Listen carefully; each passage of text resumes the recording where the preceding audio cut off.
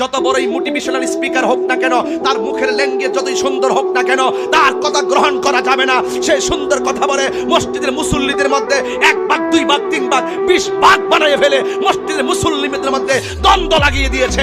একবার বেঁচে এটা আমরা বরদাস্ত করতে পারবো না। তবে এই ব্যাপারে একটা সূক্ষ্ম নীতিমালার প্রয়োজন আছে। হয়তো আমরা সবাই একটা ক্যাটাগরিতে আসবো, আর না হয় তারা যদি তাদের দলিল দিতে প্রস্তুত থাকে, আমরা তাদের সঙ্গে বসতে প্রস্তুত আছি। কিছু মানুষ আছে এমন যারা প্রত্যেক ব্যাপারে না জেনে না বুঝে আমি আল্লাহর ব্যাপারে ঝগড়া লাগায় না, ঝগড়ায় লিপ্ত। আল্লাহর কথা কোরআনের কথার ব্যাপারে জানে তো না কিছুই, কিন্তু ঝগড়া করে। কথা বোঝেন নাই?